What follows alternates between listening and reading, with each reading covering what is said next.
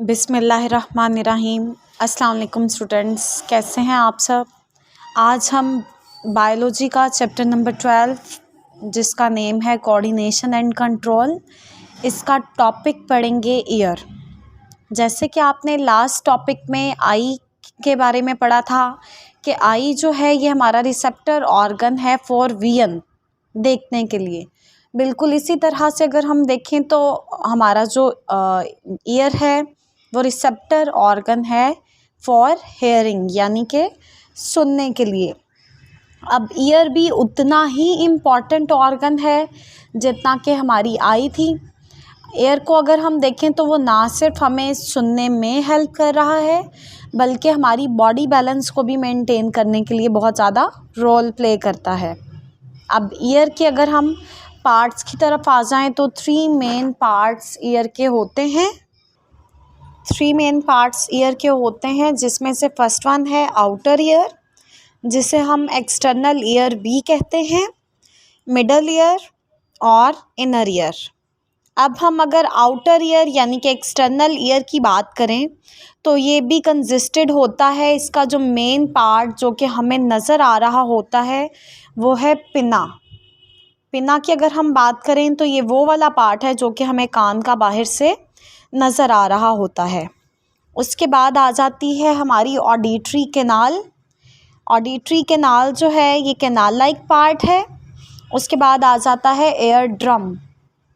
अब पिना की बात करें तो ये काफ़ी ब्रॉड होता है और कार्टिलेज का बना हुआ ऑर्गन है जिसको स्किन ने कवर किया होता है।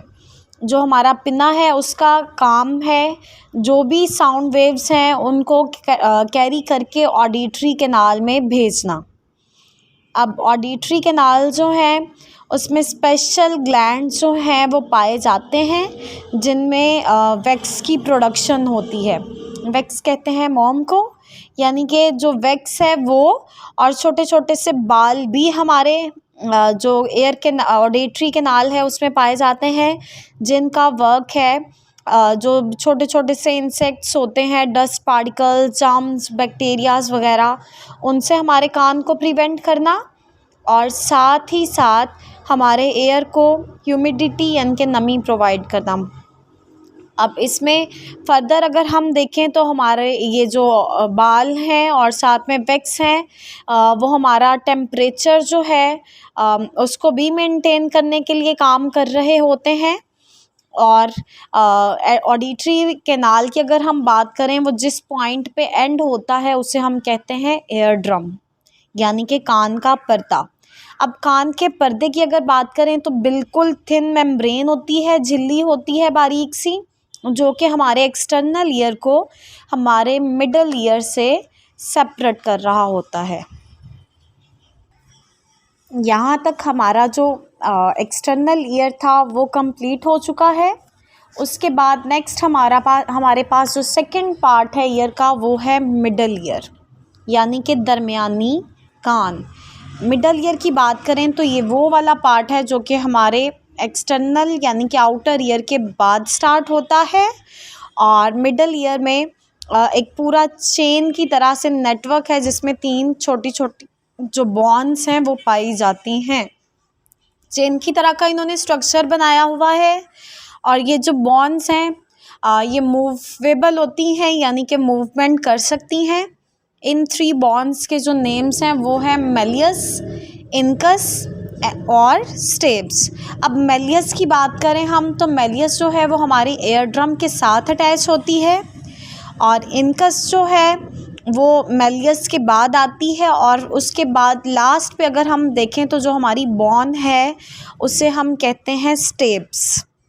अब स्टेप्स जो है वो हमारी ओवल विंडो जो है कान में उसके साथ अटैच्ड होती है। ओवल विंडो जो है उसका काम है हमारे मिडल ईयर को हमारे इनर ईयर से सेपरेट करना। अब जो हमारा मिडल ईयर है उसमें कम्युनिकेशन के लिए जो चीज़ काम कर रही होती है, ट्यूब लाइक स्ट्रक्चर जो काम कर रहा होता है उसे हम कहते हैं यूस्टेशियन ट्यूब।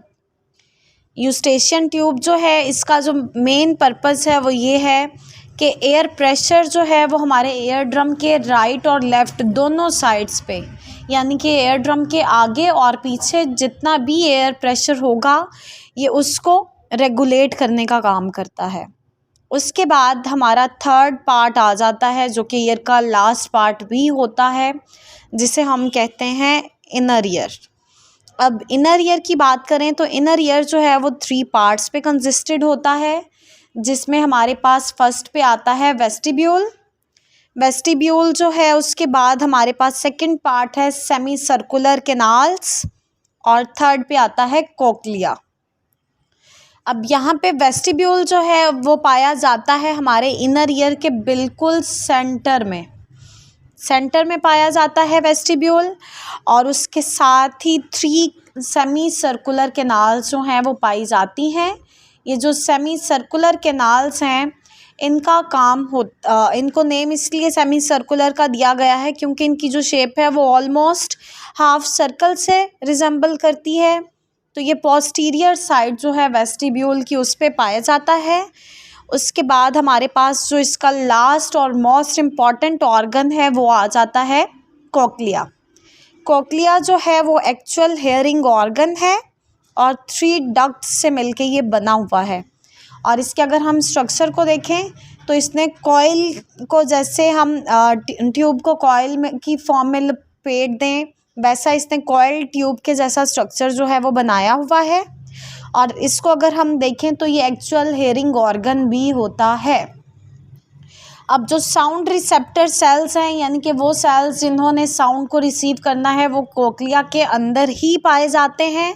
मिडल डक्ट जो इसमें होती है उसमें वो साउंड को रिसीव करके ब्रेन तक पहुंच जाते हैं, और ब्रेन जो है वो आगे से साउंड जो है वो हमें बताता है कि हमने किस टाइप का सुना है, या जो भी हमें साउंड में आइडेंटिफिकेशन है वो करवाता है। अब नेक्स्ट हमारे पास आता है प्रोसेस ऑफ हेयरिंग, यानी कि सुनने का प्रोसेस। अगर हम प्रोसेस ऑफ हेयरिंग के लिए देखें तो सबसे पहले जो साउंड है वो पिन्ना जो है वो कैरी करता है, उसको ले लेता है, रिसीव करता है, और रिसीव करने के बाद जो साउंड है उसको वो फोकस करता है ऑडिटरी कैनाल में, यानी कि वो उसको ऑडिटरी कैनाल में भेजता है, और ऑडिटरी कैनाल से जाके वो साउंड जो है वो एयर ड्रम के साथ टकराता है, यानी कि कान के पर्दे के साथ। जब वो एयर ड्रम के साथ साउंड टकराता है तो हमारा जो एयर ड्रम है वो वाइब्रेट करना स्टार्ट कर देता है। जब वहाँ पर वाइब्रेशंस जो हैं वो प्रोड्यूस होती हैं तो वो वाइब्रेशंस फर्दर चली जाती हैं हमारी तीनों बोन्स के पास। बोन्स जो हैं तीनों, जो कि हमारी मेलियस, इनकस और स्टेप्स हैं, वो स्टेप बाय स्टेप सबसे पहले मेलियस जो है वो वाइब्रेशंस को रिसीव करेगी, फर्दर वो भेज देगी इनकस के पास, और इनकस जो है वो भेज देगा स्टेप्स के पास।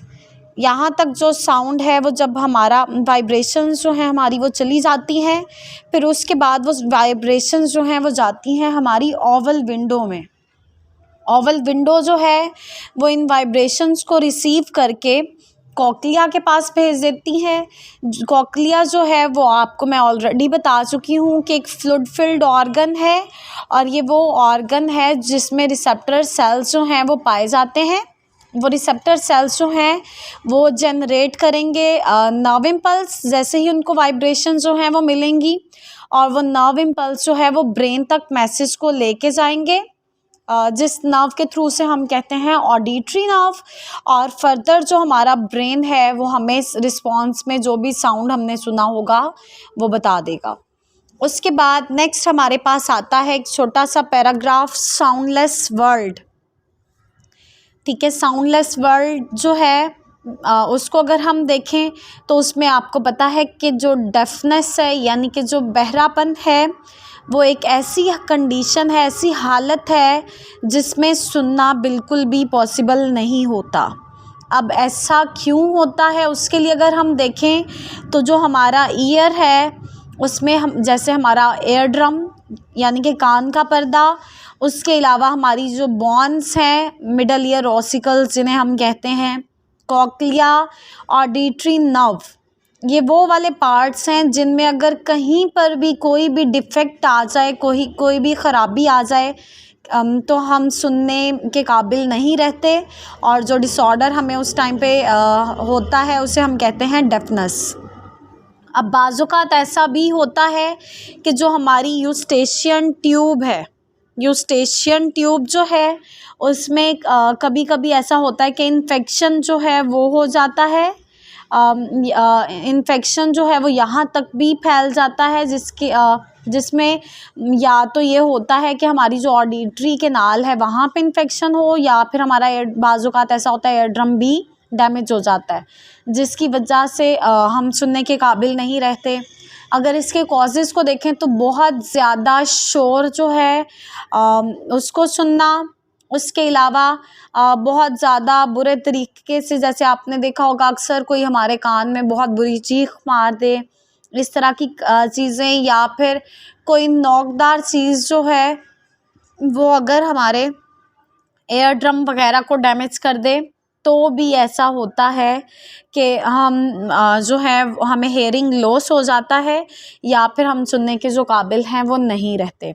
अब यहाँ पे अगर हम देखें तो नॉर्मल जो पर्सन्स हैं उनकी जो ऑडिबल फ्रीक्वेंसी रेंज है वो होती है 20 हर्ट्ज़ से लेके 20,000 हर्ट्ज़ तक, यानी कि ये वो फ्रीक्वेंसी है जिसके दरमियान की जो फ्रीक्वेंसीज़ हैं उनका साउंड जो है वो इंसानी कान जो है वो सुन सकता है। अब जैसे मैंने आपको पहले ही बताया कि हेयरिंग के साथ साथ जो हमारा ईयर का काम होता है बॉडी बैलेंसिंग भी, यानी कि बॉडी का जो बैलेंस है उसको भी मेंटेन करना। अब उसके लिए अगर हम देखें तो जो हमारी सेमी सर्कुलर कैनाल्स हैं जो हमने अभी थोड़ी देर पहले पढ़ी, वो जो हैं मिल के हमारी जो ईयर है उसमें पाई जाती हैं, और वो क्या करती हैं, हमारी बॉडी बैलेंसिंग में हेल्प करती हैं। अब उसमें सेंसरी नर्व्स जो हैं वो पाए जाते हैं, और वो जो सेंसरी नर्व्स हैं वो हमारे हेड की कोई भी जो मूवमेंट हो रही होती है उसको डिटेक्ट कर लेते हैं, और जो वेस्टिब्यूल है वो हमारे बॉडी में जो भी चेंज आ रहा होता है, बॉडी में बैठते हुए खड़े होते हुए जो भी कंडीशंस हैं उनको डिटेक्ट कर रहा होता है। अब इन पार्ट्स में से जो हमारे न्यूरॉन्स हैं वो आ रहे होते हैं, तो वो क्या करते हैं, सेरिबलम तक पहुंचते हैं ऑडिटरी नर्व के थ्रू, जिसकी वजह से जो हमारा बॉडी बैलेंस है वो मेंटेन होता है। यहाँ तक कोई प्रॉब्लम? जी, तो उसके बाद बेटा हमारे पास है एक इंटरेस्टिंग इन्फॉर्मेशन। उसको अगर हम देखें तो थंडर स्टॉर्म जो है उसमें लाइटनिंग और थंडर दो चीज़ें शामिल होती हैं। आपने अक्सर जब बारिश वगैरह का मौसम हो तो देखा होगा कि बादल जब गरजते हैं तो हमें जो लाइटनिंग है वो सेपरेटली फील होती है, और जो साउंड है वो सेपरेटली फील होता है। अब उसमें अगर हम देखें तो लाइटनिंग जो है वो एक ऐसी करैक्टरिस्टिक है जो कि इलेक्ट्रिकल चार्ज की वजह से पैदा होती है। जब वाटर के जो ड्रॉपलेट्स यानी कि जो कतरे हैं वो या क्रिस्टल जो हैं वो हवा के ज़रिए से एक जगह से दूसरी जगह मूव होते हैं, तो उसकी वजह से किसी एक जगह पे जो प्रेशर है वो और टेम्परेचर जो है वो बहुत ज़्यादा सडन ही यानी कि अचानक से इंक्रीज़ हो जाएगा, जिसकी वजह से लाइटनिंग जो है वो प्रोड्यूस होती है।